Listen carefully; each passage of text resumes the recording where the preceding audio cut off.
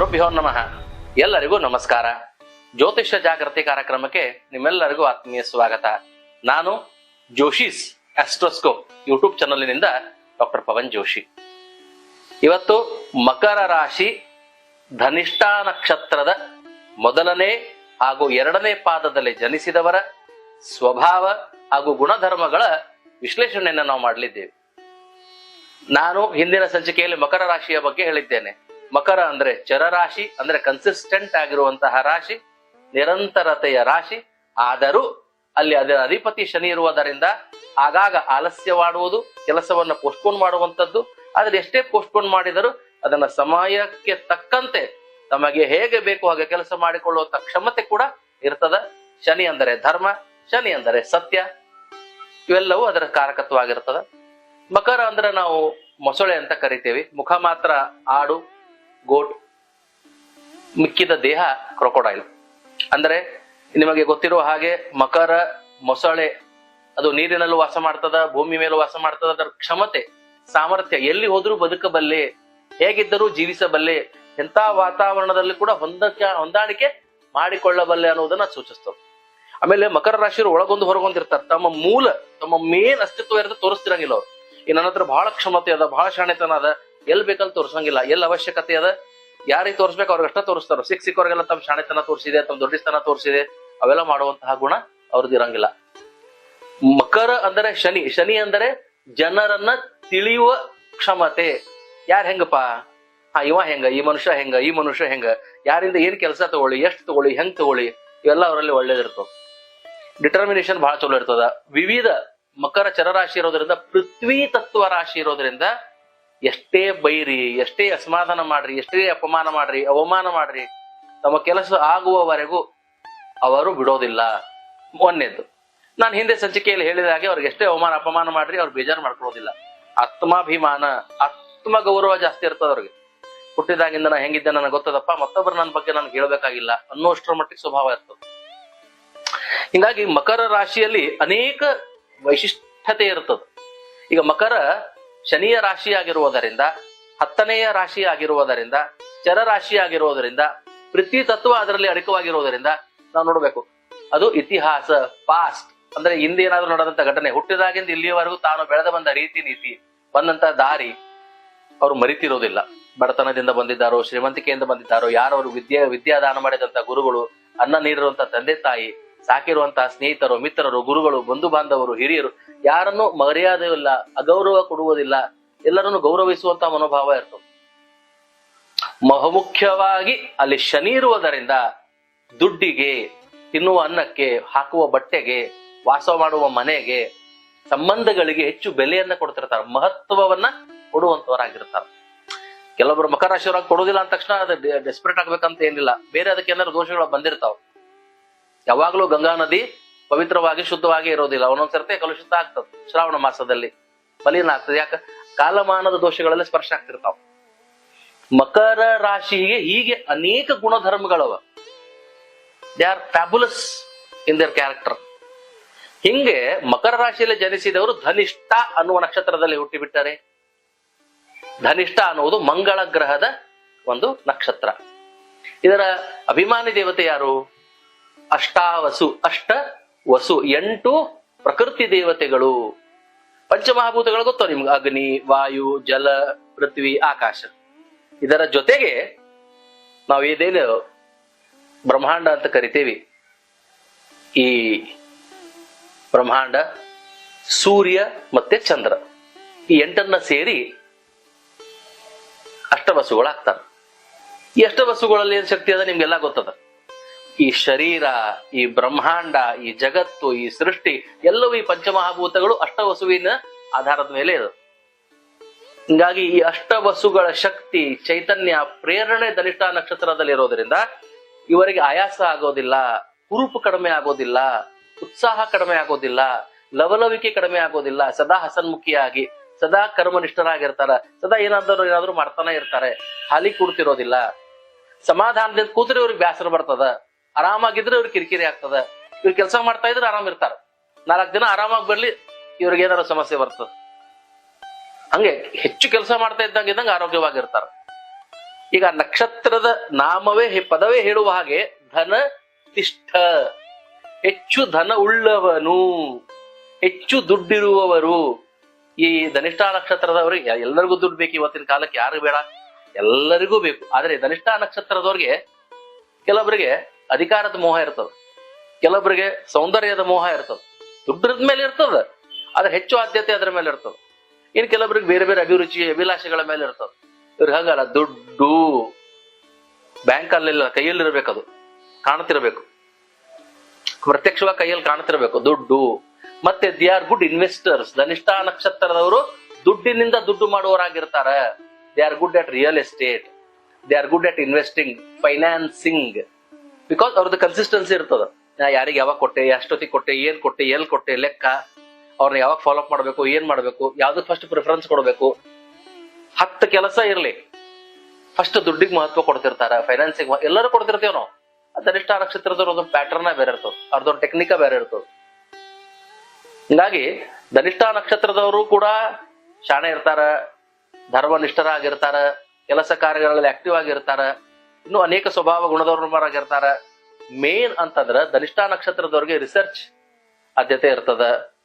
ಧನಿಷ್ಠ ನಕ್ಷತ್ರ ಅಂತಂದ್ರೆ ನಾವು ಆಗಲೇ ಹೇಳಿದಾಗೆ ಧನ ಮತ್ತು ತಿಷ್ಠ, ಬರೇ ದುಡ್ಡು ಸಂಗ್ರಹ ಮಾಡೋದಲ್ಲ, ಜನರನ್ನ ಸಂಗ್ರಹ ಮಾಡುವಂತ ಸ್ವಭಾವ, ಹೆಲ್ಪಿಂಗ್ ನೇಚರ್ ಬಹಳ ಇರ್ತದ. ಆಮೇಲೆ ಫೇಮಸ್ ಆಗಬೇಕು, ಹೆಚ್ಚು ಹೆಸರು ಗಳಿಸಬೇಕು, ನಾನು ಫೇಮಸ್ ಆಗಬೇಕು ಅನ್ನೋ ಅಭಿಲಾಷೆ ಬಹಳ ಇರ್ತದೆ. ಹೆಚ್ಚು ಜನ ನನ್ನ ಗುರುತಿಸಬೇಕು, ಐ ಶುಡ್ ಬಿ ಐಡೆಂಟಿಫೈಡ್. ಈಗ ನಾನೊಂದು ಯಾವ್ದೋ ದೇವಸ್ಥಾನಕ್ಕೆ ಹೋದೆ, ಯಾವ್ದೋ ಒಂದು ಸಮಾಜಕ್ಕೆ ಹೋದೆ, ಯಾವ್ದೋ ಒಂದು ಫಂಕ್ಷನಿಗೆ ಹೋದೆ, ಯಾವ್ದೋ ಜನ ನನಗೊಂದು ಸ್ವಲ್ಪ ಪ್ರಿಫರೆನ್ಸ್ ಕೊಡಬೇಕು, ಆದ್ಯತೆ ಕೊಡಬೇಕು ಅನ್ನೋದನ್ನ ಮನಸ್ಸಲ್ಲಿ ಇಟ್ಕೊಂಡಿರ್ತಾರ. ವ್ಯಕ್ತಪಡಿಸೋದಿಲ್ಲ, ಬಟ್ ಮನಸ್ಸಲ್ಲಿ ಅದು ಬಹಳ ಇರ್ತದೆ. ಯಾರಿಗೆ ಇರಂಗಿಲ್ರಿ? ಕೆಲವರಿಗೆ ಇರಂಗಿಲ್ಲ. ನಮ್ ಪಾಡಿಗೆ ನಮ್ಮನ್ನ ಬಿಟ್ಟರೆ ಸಾಕ್ಬಿಡಪ್ಪ ಅಂತಿರ್ತಾರ. ಎಲ್ಲಿ ಮಂದಿ ಒಳಗೆ ಹಚ್ಚಿ ಹಿಡಿಯತ್ಲ, ನಮಗ್ ಮಂದಿ ಕಿರಿಕಿರಿನೂ ಬೇಡ, ಮಂದಿ ಹೆಸರು ಬೇಡ, ಮಂದಿ ಪಬ್ಲಿಸಿಟಿನೂ ಬೇಡ ಅಂತಿರ್ತಾರೆ. ಇವ್ರಂಗಲ್ಲ. ಎಷ್ಟೇ ಸಹಾಯ ಮಾಡುವಂತ ಕೆಲಸ ಬರಲಿ, ಪರೋಪಕಾರಿ, ಬಿಲೋವೆಲೆಂಟ್ ಆಗಿರ್ಲಿ, ಪರೋಪಕಾರಿ ಆಗಿರ್ತಾರ, ಸಹಾಯ ಮಾಡುವಂತ ಗುಣ ಆಗಿರ್ತದ. ಸಾಂಗ್ರಣ್ಯೇಷ್ಠ್ಯಾಯ ಯಜತಿ, ಜನರನ್ನ ಸಂಘಟನೆ ಮಾಡೋ ಶಕ್ತಿ ಚಲೋ ಇರ್ತದ. ಮೇನ್ ಧನಿಷ್ಠ ನಕ್ಷತ್ರದ ಇನ್ನೊಂದು ವಿಶೇಷ ಗುಣ ಧರ್ಮ ಏನಪ್ಪಾ ಅಂತಂದ್ರ, ಏನಾದ್ರೂ ಒಂದು ಜವಾಬ್ದಾರಿ ಕೊಟ್ರ ಸರಿಯಾಗಿ ಮಾಡಿಕೊಂಡು ಹೋಗುವಂತವರಾಗಿರ್ತಾರ, ನಿಭಾಯಿಸುವಂತವರಾಗಿರ್ತಾರ. ಅಥವಾ ಅದಕ್ಕೆ ಬೂಸ್ಟ್, ಒಂದೇನೋ ಕೆಲಸ ಕೆಟ್ಬಿಟ್ಟದಪ್ಪ, ಈಗ ಒಂದೇನೋ ಕೆಲಸ ಮಾಡ್ಬೇಕಾಗಿತ್ತು ಕೆಟ್ಬಿಟ್ಟದ, ಯಾರೋ ಬರ್ಬೇಕಾಗಿತ್ತು ಬಂದಿಲ್ಲ, ಏನೋ ಆಗ್ಬೇಕಾಗಿತ್ತು ಆಗಿಲ್ಲ, ಯಾರನ್ನೋ ಕರೆಸ್ಬೇಕಾಗಿತ್ತು ಆಗಿಲ್ಲ. ಧನಿಷ್ಠ ನಕ್ಷತ್ರದವ್ರು ಯಾರಾದ್ರೂ ಇದ್ರೆ, ಮಕರ ರಾಶಿ ಧನಿಷ್ಠ ನಕ್ಷತ್ರದವರು, ಅವ್ರ ಚುರುಕುತನ ಬಹಳ ಇರ್ತದೆ. ಯಾಕಂದ್ರೆ ಬೇರೆ ಬೇರೆ ಕ್ಷೇತ್ರಗಳಲ್ಲಿ ಸಾಧನೆ ತಲೆ ಓಡಿಸಿರ್ತಾರ. ಎಲ್ಲಾ ಕಡೆ ತಮ್ ಸ್ವಲ್ಪ ಎಲ್ಲ ಇದನ್ನ ಮಾಡಿರ್ತಾರ, ತಲೆ ಹಾಕಿರ್ತಾರ, ವಿಷಯಗಳನ್ನ ಸಂಗ್ರಹ ಮಾಡಿರ್ತಾರ, ಬೇರೆ ಬೇರೆ ವಿಷಯಗಳನ್ನ ಸಂಗ್ರಹ ಮಾಡಿರ್ತಾರೆ. ಹಿಂಗ ಪಟ್ಟಣ ಒಂದು ಐಡಿಯಾ ಬರ್ತದೆ, ಇದಿಲ್ಲ ಇದು ಇನ್ನೊಂದು, ಒಂದು ಮಧ್ಯ ಮಾರ್ಗ ಹುಡುಕುವಂತವರಾಗಿರ್ತಾರ. somehow they find the solution for any difficulty. ಎಲ್ಲರೂ ಟೆನ್ಷನ್ ಆದಾಗ ಇವ್ರು ರಿಲ್ಯಾಕ್ಸ್ ಆಗಿ ಸೊಲ್ಯೂಷನ್ ಹುಡುಕ್ತಿರ್ತಾರೆ. ಇದು ಧನತಿಷ್ಠ. ಬರೀ ದುಡ್ಡಿನಲ್ಲಿ ಸಮೃದ್ಧತೆ ಅಲ್ಲ, ವಿಚಾರದಲ್ಲೂ ಸಮೃದ್ಧತೆ ಇರ್ತದೆ. ಹೀಗೆ ಮಕರ ರಾಶಿಯ ಶನಿ, ಧನಿಷ್ಠ ನಕ್ಷತ್ರದ ಮಂಗಳ, ಇಬ್ರಿಗೂ ಮಿತ್ರತ್ವ ಇಲ್ಲೇ ಇಲ್ಲ.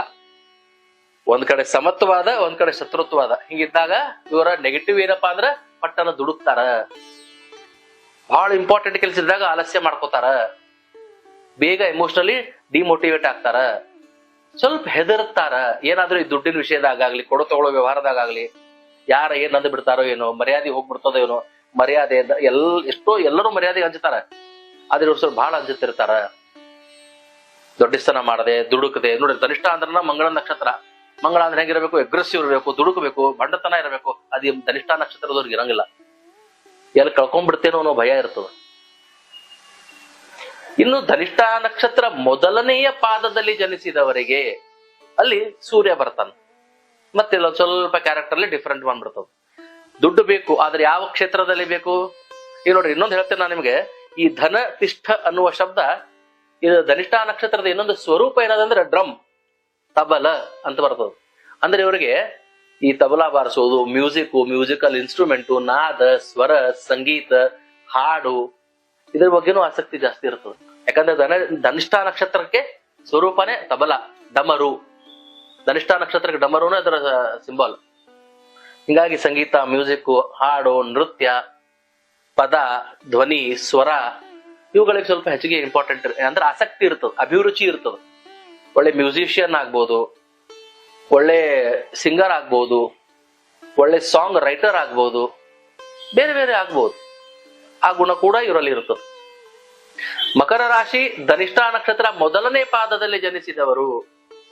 ಅಲ್ಲಿ ಸೂರ್ಯ ಬರುವುದರಿಂದ ಶನಿ, ಮಂಗಳ, ಸೂರ್ಯ ಬಹಳ ಒಂದಕ್ಕೊಂದಕ್ಕೆ ಇವು ಸಮಮುಖ ಆಗೋದಿಲ್ಲ, ವಿರೋಧ ಮುಖವಾಗಿರ್ತಾವ.